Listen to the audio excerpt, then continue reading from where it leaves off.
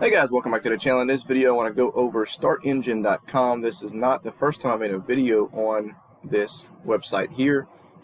Introduced this about 1.5 years ago to the channel, and I've given some updates on the companies that I've invested in.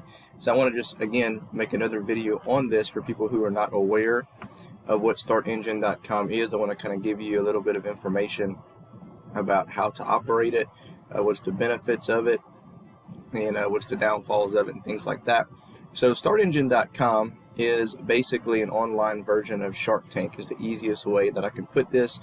You've all seen the show Shark Tank, where these venture capitalists or basically sitting in a chair hearing sales pitches from businesses who are looking to raise capital, and then they invest their own money to be part owner of that particular company. Okay, and the only difference here is you invest money here. You're not going to necessarily be really hands-on, but you can invest in a startup that has not gone fully public yet. Okay, and they actually have an opportunity now to invest in startengine.com, the company, which you see Kevin O'Leary here. It actually got behind it a couple of years ago, and I'm going to show you how how much it's grown over the past couple of years since he's been behind it. The share price, in fact, I just checked that I was going to put some money into it, and it's 4 or 5x since the last time I saw it, and I'm sure it's going to continue to go up. So anyway, so startengine.com. So you have to make an account, obviously, by hitting sign up, or if you already have one, you can log in. This is the first downfall of it right here. I'm going to tell you is I forgot my login information and tried to log in.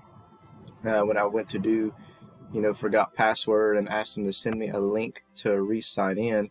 It's been about 10 minutes and I have not received that link yet. So maybe it's a glitch in the system. I may have to actually email them and contact customer support. But that was a little weird. They recently redid their website, so maybe that's just kind of like a little glitch in the system. So the way this works is once you have your account set up and everything, you're going to come down here and you're going to see a list of companies that you can invest in. They're going to filter it. It has most momentum, which one, like from the past few days, most funded, recently launched, closing soon. So there's going to be a deadline on the rounds when you can invest. So you can kind of look through those different things. You could also hit explore more investments.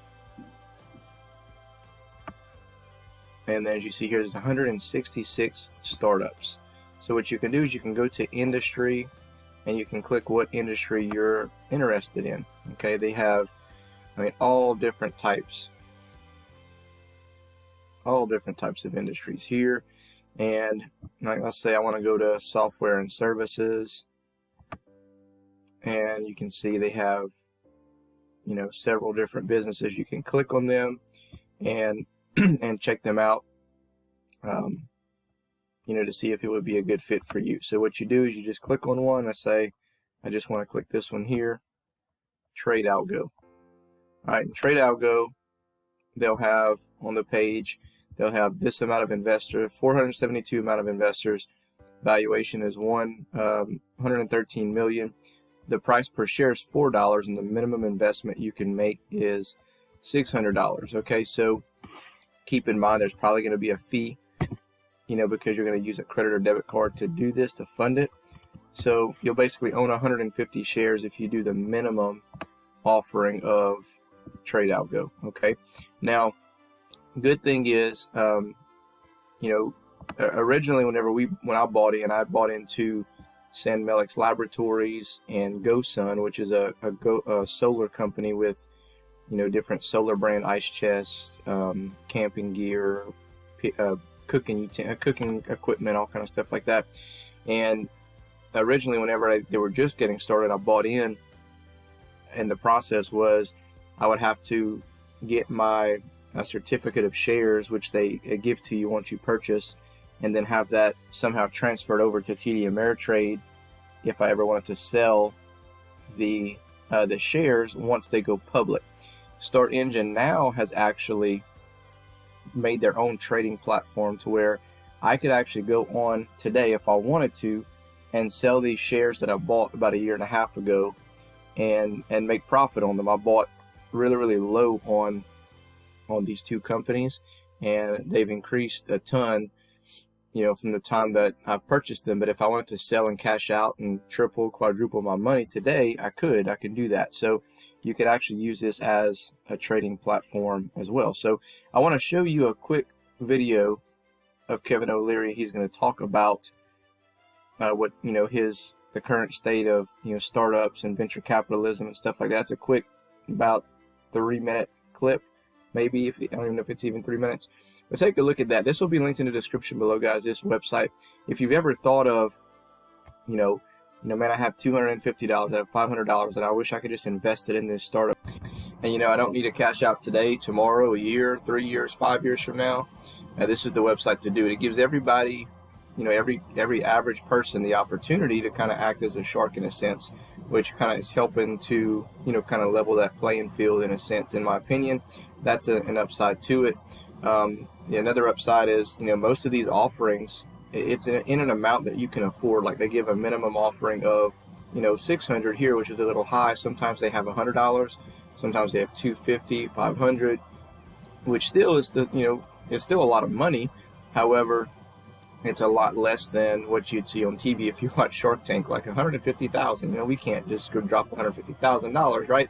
So, again, it's kind of leveling the playing field. The downfall of this is, you're going to be waiting a while, obviously, for a lot of these companies. So if you're looking for something that's, fully established and going to hit the public offering and, go and make you $1 million, this is probably not, the thing that you want to invest in. If you want a quick return, this is something that's going to take years, and that's why I added them to my portfolios, because it's kind of like a set and forget type deal.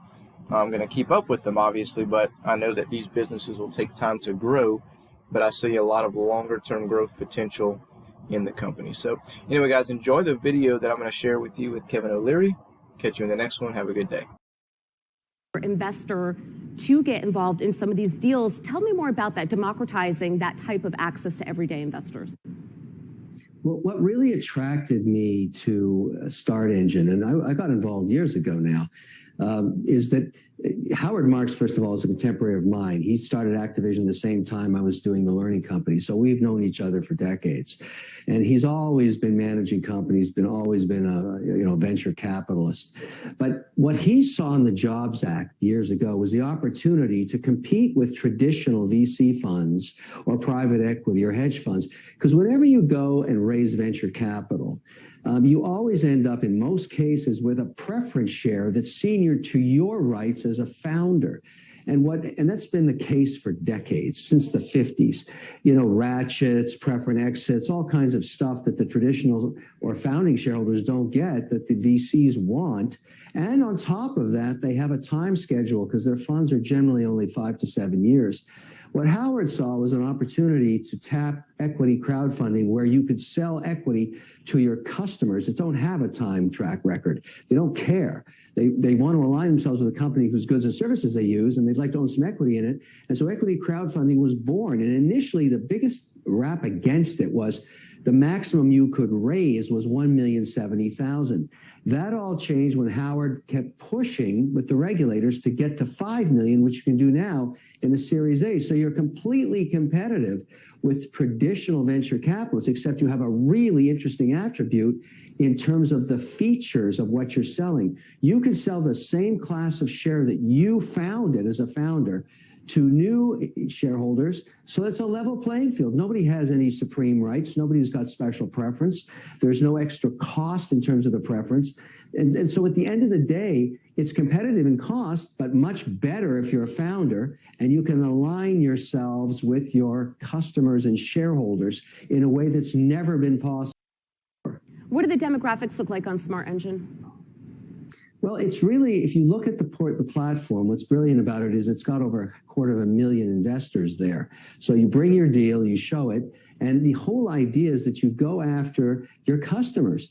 And sometimes they only put up 200, maybe 2,000, maybe $1,000. But if you get thousands of them investing, you get a very sticky shareholder base that's aligned with your vision of where you want to take the company, which is what has, made it so popular and ever growing, because it's word of mouth in this space. After all, it is the crowd. They talk about this, and every month there's another successful company raising between $1 and $5 million, and for terms that are very attractive to everybody involved. So the demographic tends to be younger. They're more digital. They're more hip, sort of in the mid-30s.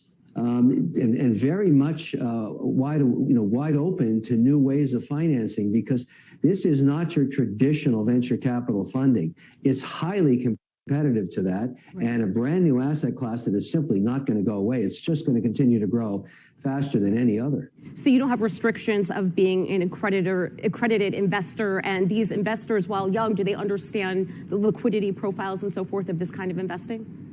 Yes, it's very transparent. All of that information is provided on the website. But, like any other investment, there's always risks. So when I tell people to get involved in venture, just like on Shark Tank, I don't do one deal. I'll do 15, because I never know what's going to work. And generally, maybe 2 or 3 out of 10 become huge winners and pay for all your other mistakes. Same thing on Start Engine. Don't just buy one deal, buy 5 or 7 or 8 or 10 and get a portfolio of things that you like, you understand, and that interest you. Because all of the companies are totally transparent. You can see them all there, all the information and the price and the terms and everything about what you're buying.